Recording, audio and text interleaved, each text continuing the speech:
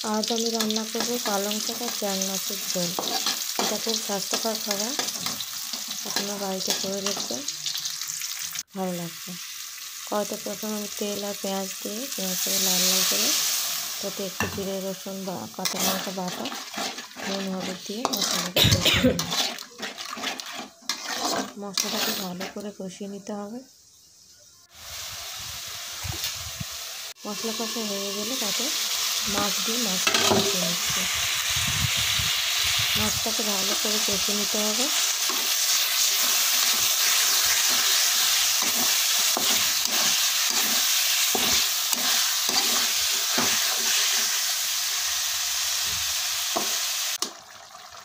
মাছ কষানো হয়ে গেছে, এবার আমি জল দিলাম।